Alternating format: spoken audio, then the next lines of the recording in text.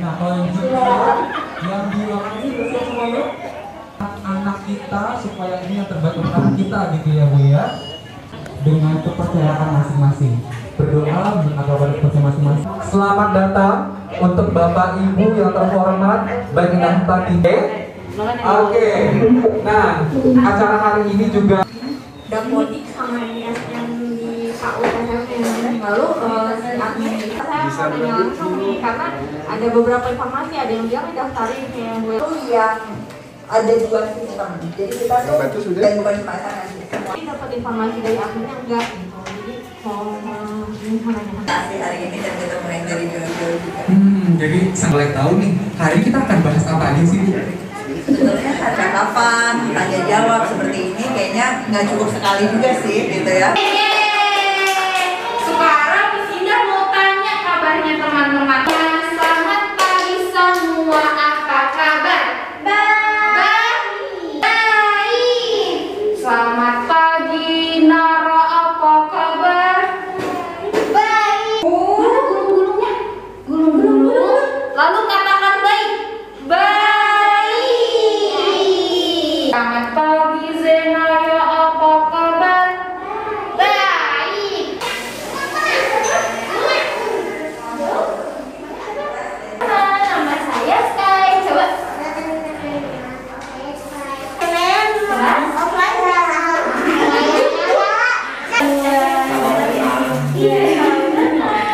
Oke, sekarang sebelahnya Kayman. Sebelahnya siapa? Halo teman-teman, nama aku Asli. Oke, sekarang sebelahnya Ashima. Halo, nama saya Yuwan. Sebelah sebelahnya. Baru copot, malu kayaknya. Kayak dari kelas.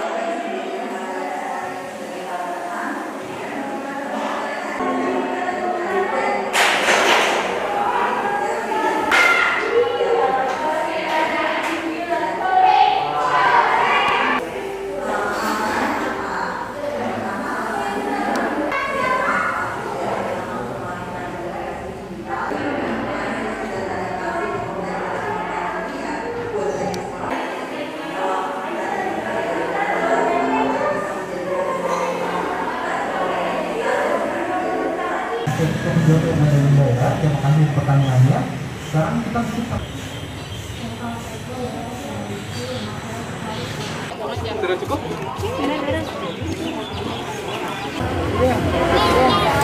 Dimana datang? Oke, tepuk tangan semuanya. Biar kita Dalam hitungan 3, 1, 2, 3. Sekali lagi ya, sekali lagi. 1, 2. Oke, boleh gaya bebas. Gaya bebas, gaya bebas. Kayak gini aja kali ya. 1, 2, 3. Lagi. Lihat ke sini.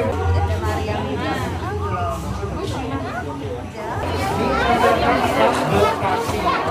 Semoga anak-anak kita bisa melakukan potensi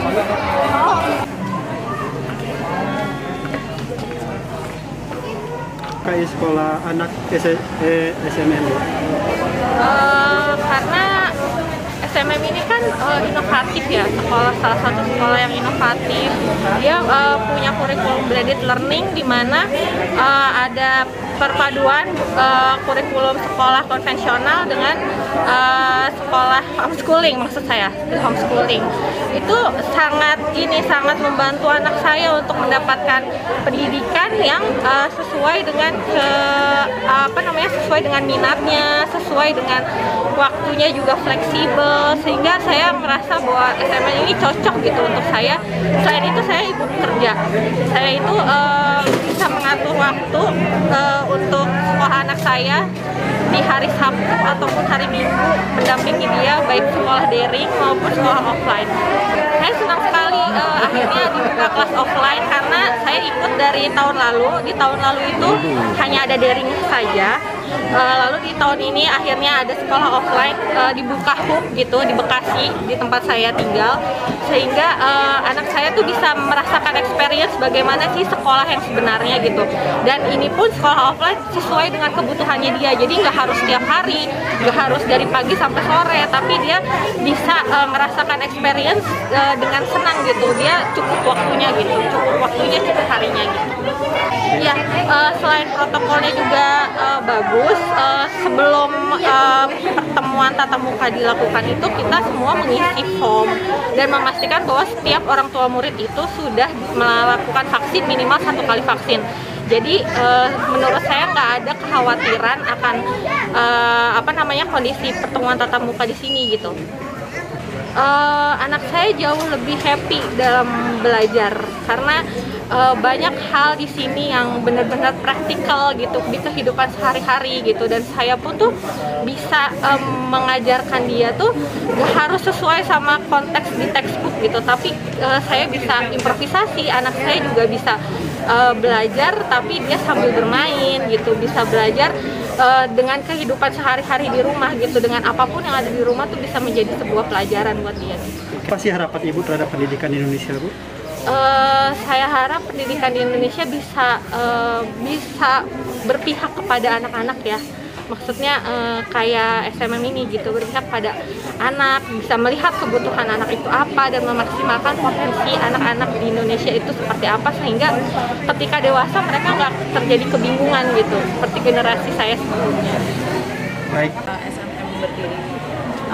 Yang paling bikin bahagia gitu ya sebagai pendiri SMM tentu melihat respon orang tua dan terutama respon murid-murid sih. Jadi yang pertama ternyata memang kebutuhan untuk dapat proses pembelajaran blended learning yang berkualitas tuh tinggi sekali, karena selama ini mungkin ada yang dapat pengalaman yang positif di offline, ada yang dapat pengalaman positif di pembelajaran online, tetapi yang menggabungkan keduanya gitu ya dalam satu sistem persekolahan itu SMM adalah pionirnya. Nah, murid-murid itu juga senang sekali sama fleksibilitas untuk memilih jadwal, untuk memilih kelompok belajar, kemudian juga menu belajarnya itu ada mata pelajaran yang wajib, ada mata pelajaran pilihan, itu betul-betul kayaknya jadi alternatif untuk supaya anak-anak memang bisa tumbuh sesuai dengan minat dan bakat, sesuai dengan potensinya masing-masing. Jadi 2 tahun ajaran ini betul-betul jadi pengalaman yang menyenangkan dan bermakna, bukan hanya untuk murid-murid, tapi buat kami juga pendidik-pendidik di Sekolah Murid Merdeka.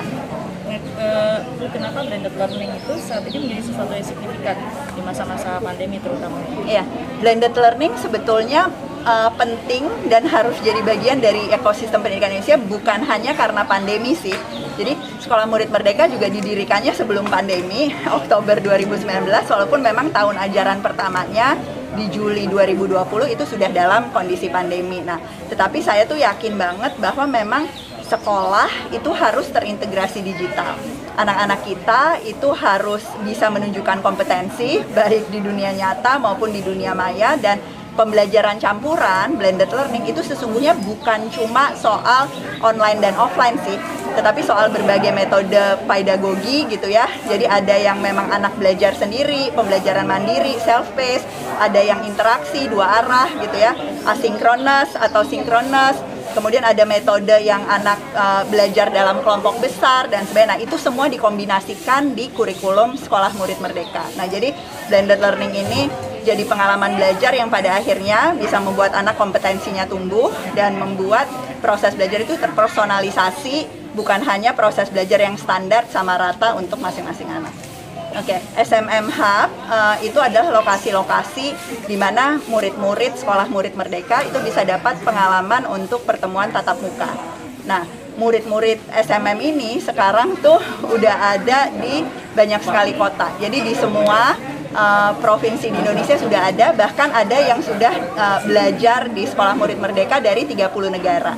Nah, jadi karena memang lokasi tinggal muridnya itu berbeda-beda, tentu SMM sebagai sekolah itu juga butuh punya lokasi untuk pertemuan tatap muka di banyak kota gitu ya. Sekarang udah ada 10 kota, dan itu lokasi-lokasi di mana murid kita tuh banyak gitu ya. Tapi sampai akhir tahun ini itu akan bertambah, kita targetnya bisa ada di 80 lokasi, dan bahkan sampai akhir tahun depan itu mudah-mudahan udah ada 200 SMM Hub di seluruh Indonesia maupun beberapa ada yang di luar Indonesia. Tapi untuk persiapan sekolah offline ini di tengah pandemi udah cukup?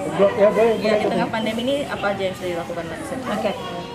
Pertemuan tatap muka itu memang yang terjadi di Sekolah Murid Merdeka itu tentu pertemuan tatap muka terbatas sesuai dengan periode transisi sesudah pandemi. Yang pertama ada protokol kesehatan yang harus dipenuhi, kemudian ya guru-guru bahkan juga orang tua murid itu sudah kami berikan pelatihan gitu ya tentang bagaimana sebetulnya mempersiapkan anak sebelum sekolah, bekal dan proses belajar apa yang harus dialami. Dan karena ada pertemuan-pertemuan online-nya juga, itu memang selama pertemuan online pun diajarkan gitu ya, nanti kalau datang pertemuan tatap muka ke sekolah itu prosedurnya seperti apa yang boleh dilakukan, apa yang nggak boleh, dan seterusnya. Nah, sekarang juga rasionya itu sesuai, kalau yang untuk level PAUD itu 5, bahkan yang buat level SD, SMP, SMA itu kita juga tetap dalam rasio yang kecil untuk memastikan bahwa memang ya aman buat anak-anak. Tetapi di sisi lain kita juga sangat amat menganjurkan orang tua untuk mulai pertemuan tatap muka